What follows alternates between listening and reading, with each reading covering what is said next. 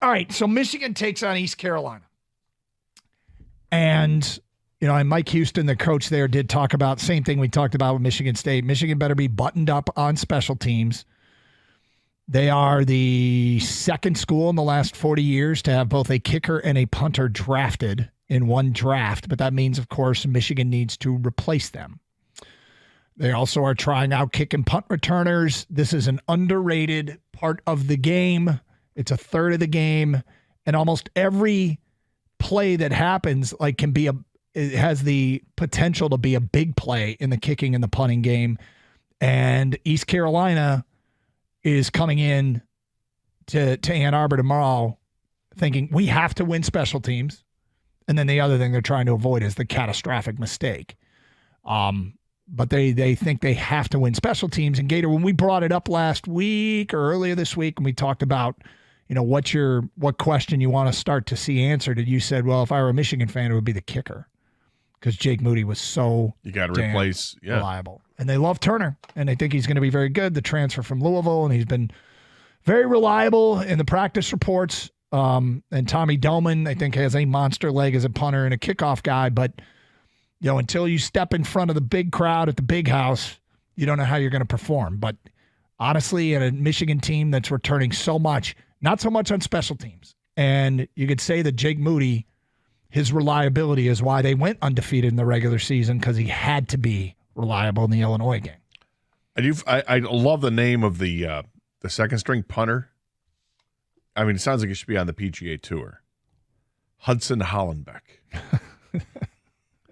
Redshirt freshman transfer. Yeah. But yeah, no, I do. All kidding aside, I think kicking is something that is going to matter for Michigan in a couple of games this year. They've got monster games against Ohio State and Penn State, and those games could come down to the kicker. And Moody was automatic. Don't know what Turner's going to be. That's definitely of concern there. And J.J. McCarthy's got to take a step up.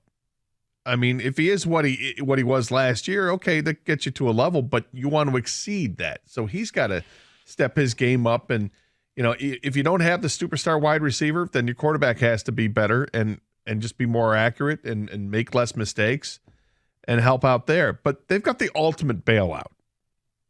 They've got this two-headed monster at running back that is sick. I mean, the talent they have with Corum and Edwards, it's a wealth of riches, and their offensive line is very good.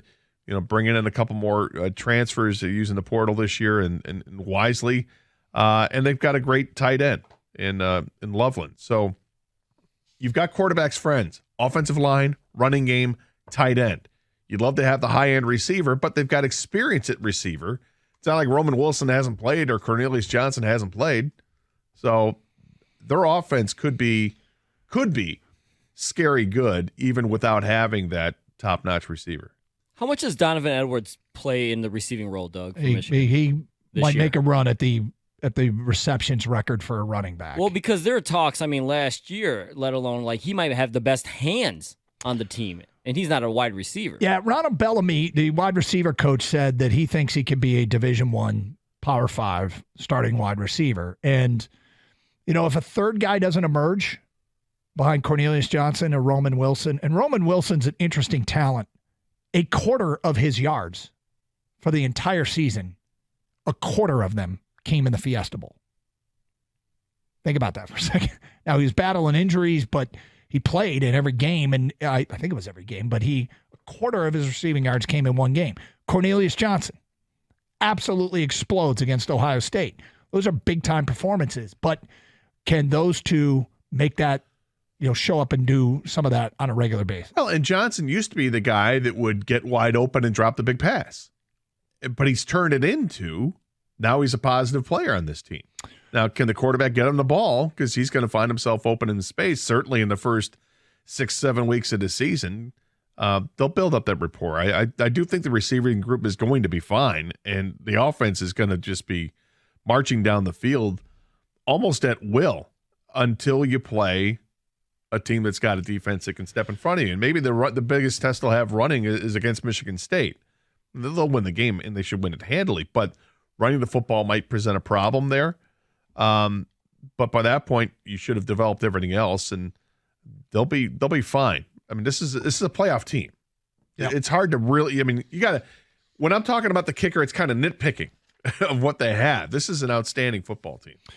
Yeah, and so the questions include things like kicker and punter, which, you know, they're just guys who haven't done it yet, although James Turner did do it at Louisville. But the third receiver, sounds like Tyler Morris is going to get his first crack at that, and it's a guy who tore his ACL, I think it was before his senior year, kind of an underappreciated or underregarded recruit, but he did play early in his career with JJ at in high school at Illinois before JJ went to IMG. They say all three freshman receivers are going to play. Samaj Morgan, Fred Moore, and Carmelo English, all expected to get opportunities. They obviously got a stud tight end in Colston Loveland. They got A.J. Barner. Here's an amazing fact. This is for the bucket, although I think it's going to get used. With their transfers and with the addition of Barner, if Barner's in the game and Ladarius Henderson, the tackle from Arizona State's in the game, and Nugent, who I think is going to start at center, Michigan can line up an offensive line with 5 players that either currently are or have been captain.